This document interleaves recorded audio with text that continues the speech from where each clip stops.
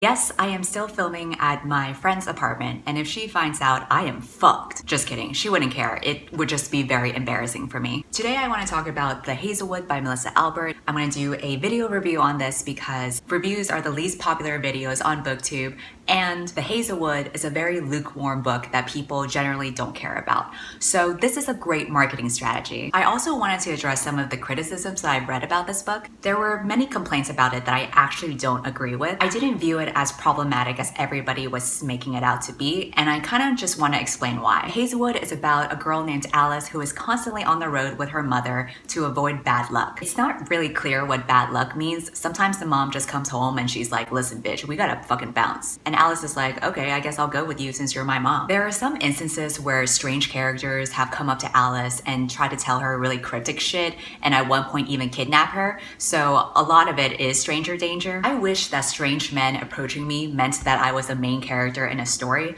but unfortunately in the real world it just means that it sucks to be a woman. But in the fantasy world, it always has a meaning. Alice has a grandmother she's never met who lives in a fancy estate called the Hazelwood. Her grandma is really famous for writing this book about these dark fairy tales, kind of like Grimm's fairy tales or Tim Burton. The book has become a cult classic, but the copies are extremely hard to find. Only the highest paid booktubers would probably get an arc of that shit. One day, Alice comes home and finds that her mother has been taken away by this strange, smelly-ass guy who's like, surprise bitch, where are the characters from your fairy tale? Her mom has left only one message behind, and that is to stay away from the Hazelwood. So Alice is like, my mom told me to stay away from the Hazelwood.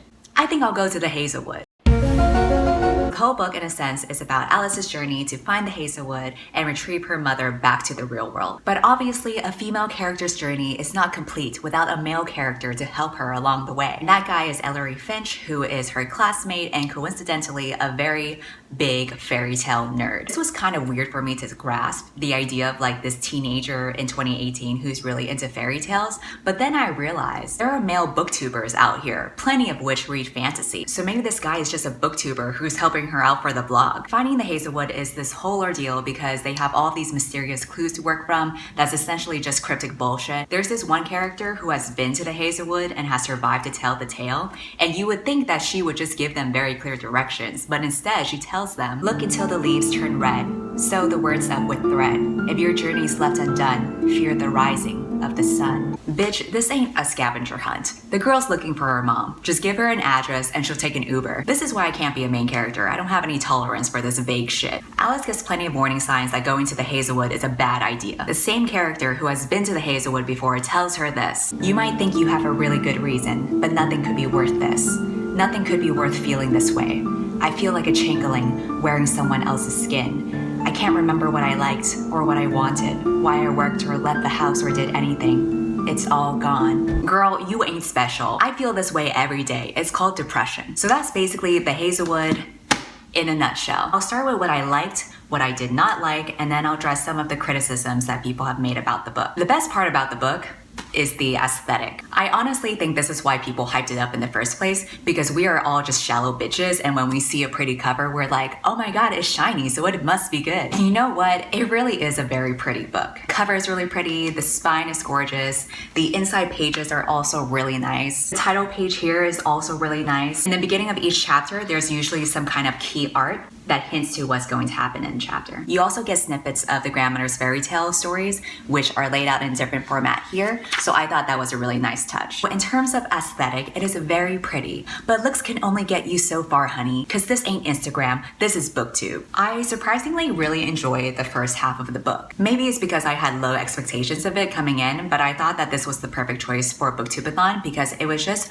really light and easy for me to read. There was a lot of mystery and intrigue that made me want to keep on reading and figure out what the hell was going on. I found myself excited, genuinely excited to see what happens next. It wasn't particularly deep, but I was still interested in what was going to happen with the characters and how the grandma was tied into all of this. I liked the mother and daughter relationship and the affection that they had for each other. The mom is not perfect, the daughter is definitely not perfect either, but I felt like it was very realistic and you could feel how much they cared about each other towards the end of the book. I also liked Finch, the main male character, even though he was basically a plot device to keep the story moving along. Alice would be dead without him, okay? But I think he added a new dynamic that made the story better because Alice is just not interesting on her own, but we'll get to that in a second. I enjoyed enjoyed learning about him, trying to figure out what his ulterior motives were. I was like, I like you, but I'm suspicious of you, but I still like you. So that was the driving force that made me want to keep on reading. What I didn't like about the book was the entire second half. This was what bumped down my rating from a guilty pleasure 4 stars into a disappointed 3 stars. The first half got me excited, ready to see what happens next, and then the second half was just like, what the fuck is going on? The story got really weird and trippy and nonsensical, which I understand is the point of this world, but it just didn't cut it for me. I don't like stories that are nonsense for the sake of nonsense. I want there to be some purpose to it. If you're gonna have random shit happening, it still needs to make sense for the narrative structure. There still needs to be some kind of symbolism for it, you know what I mean? So the chapters back to back in the second half were just like a fever dream or something. I feel like I would have only enjoyed the second half if I was high or something. It's weird because even though the majority of the second half was nonsensical, Alice was still able to get from place to place in a linear fashion, because one character would guide her this way and then the other character would guide her another way. So I don't think overall that the narrative structure was very effective. We also don't get to see Finch as much in the second half, which really sucks because, again, Alice is not interesting as a character. No matter what crazy shit happens to her, I was still really bored. I was invested in Finch and seeing what would happen between him and Alice. I was invested in finding out what happened with the grandmother and her stories. And then when I got to the very end, I was like, that's it. The story could have gone so many different ways, and this is what we ended up with. Overall, the setup was promising, but the execution was lackluster. However, when I looked up other reviews of the book, I was very surprised to see how critical people were being. People had very strong criticisms about it. So I don't know if it's just because I had low expectations, but I really didn't think it was that awful as everyone was making it out to be. So let's just talk about it. The fairy tale portion of the book was either a hit or a miss for some people. I was definitely in the miss part of the category. A lot of people complained about the slow pace of the beginning of the book, but I actually really liked the pacing and the setup because it was like comfort food and it was amping me up for what's to come. The major criticisms were the characters. A lot of people seem to really hate Alice and criticize how bratty and mean she was. And this is surprising to me because I actually thought she could have been a lot meaner. The book talks about how she has these anger issues and I was like, what anger? Where is it? I have anger issues and this girl is not as much of a bitch as I would have been. So if you think she's a bitch, I should never be a main character then. People were complaining about the way that she treated Finch, and as someone who likes his character, I don't think that she owes him anything. It doesn't matter how charming or friendly a guy is to you. If a girl doesn't want to talk to you, she doesn't owe you shit. And yes, Finch does help her out a lot by letting her use his credit card and putting aside his whole life to bring her to the Hazelwood, but she never forced him to do that. It's not like she put a gun to his head and forced him to do all of those things. He was the one who volunteered to help her out, who kept trying to involve himself in her life, and volunteered to use all of his money to help her out. He made that decision to help her and go on that trip with her, and he had ulterior motives for doing so. She also did not act ungrateful about it. There were several times where she felt thankful towards him. The one scene where everyone seemed to have an issue and was saying it was problematic was this scene where they got pulled over by the cops. Finch did not want to be confrontational with the police because he is biracial, he has dark skin, and he is aware of the implications that a guy like him could get shot. But in that scene, Alice was so angry at the cops and so pressured to find her mom that she doesn't listen to him and tells off the police. Was it shitty for her to dismiss him? Yes. Was it stupid for her to behave like that?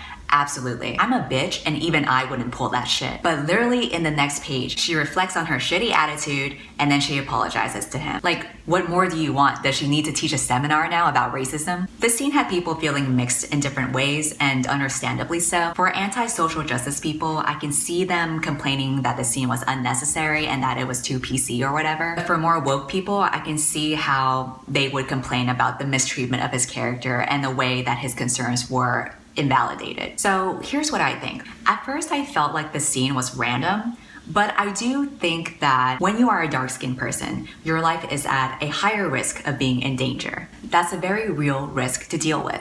And that doesn't go away no matter what genre you are in, assuming that the story takes place in this world. But as I thought more about this scene after I finished the book, I realized that it actually does have a purpose. Finch is a guy who is obsessed with fairy tales because they provide escapism for him. Because in the real world throughout the book, it is heavily implied that he has mommy and daddy issues and that he has a very troubled background at home. Plus, he has to worry about being beaten or killed when a cop pulls him over, and the stupid bitch that he's with doesn't even realize the whole cop issue, etc., etc. That scene and all the other hints throughout the book are what fuel his motivation to run away to the Hazelwood in the first place. Because a fantasy world is better than the real world. And when I think about that, the decisions that he makes throughout the book and towards the ending makes so much more sense to me. So was he treated poorly in this book? Sure, but I think that was the point. So that's why I didn't think that it was problematic. As someone who also deals with racism, is not close to their family, and loves books for the escapism, I fucking get it. And I think that's what makes me appreciate the character of Finch even more. So that is my take on the Hazelwood. If you have read the book, let me know on whether you thought those scenes were actually problematic or not, and let me know your opinions, because honestly, I thought it was fine. I'm really excited to start reading other fantasy books because they have been piling up on my TBR and I've been in such a big fantasy mood lately. There's so many more books I need to read, like Fairyborn, Three Dark Crowns, Of Fire and Stars, Strange the Dreamer. There's a lot to catch up on. The sun is going down and my camera is getting even more tilted as we film along. So I guess I will just end it here. Bye.